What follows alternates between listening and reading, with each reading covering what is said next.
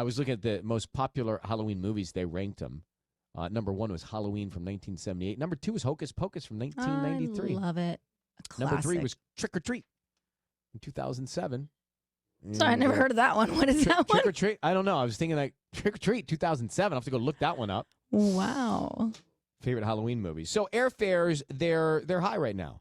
And even when you book early and you don't check your bags, you're not getting necessarily the same kind of deals you were getting. Right. Remember they say, oh, if you book on a Tuesday, that might be better. Fine. But always a clever committee of people working around to find the loopholes. So, Sisney, how are people beating the high prices? Well, there's even a name for that. It's called skiplagging. Okay? Okay. And you might have seen this all over TikTok and whatnot. And how it works is that, let's say you're flying to Atlanta, but the price is super expensive. So instead, you find a flight to, say, Boston with a layover in Atlanta. And you get off, you just get out? And that ends up being cheaper. Then you could just get off in Atlanta and you skip the rest of the ticket.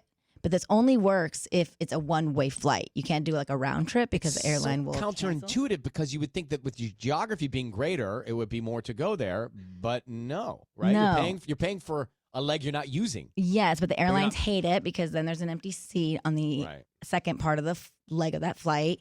And technically it's not illegal, but it's frowned upon. And some airlines will, if you do it a lot, or, you know, I read that like one kid got banned for doing it a lot from that airline. So not that I'm advising, I'm not promoting this. I'm just like telling you about it.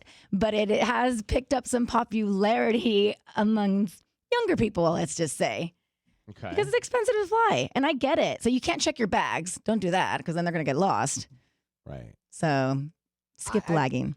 I mean, I think if there's a way for you to be clever and it works, I mean, how many times are you going to use that flight? Not so many times necessarily that, right? They're going to come after you. Right. You just need it once. Yeah, maybe this is just the one and done, you know, if you really, really need it.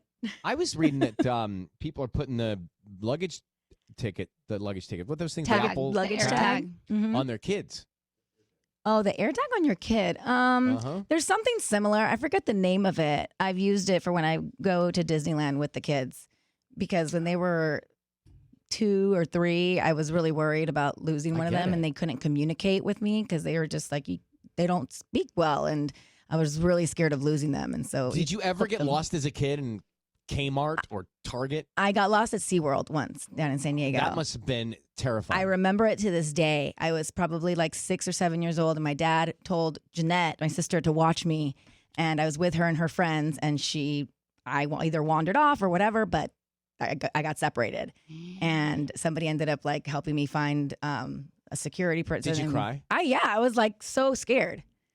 But they found me. We all got reunited. It was fine. But you remember that. I know. I once, it was more of a playful thing. I once actually sort of strolled into the food court at the mall where they have a Taco Viva, which was my favorite spot. You're like, the aroma. The aroma of the enchiladas. And they had sporks. I'd never seen a spork before. It was my first time seeing a spork. What is a spork? It's a spoon fork. Yeah. That's like how you eat mac and cheese with?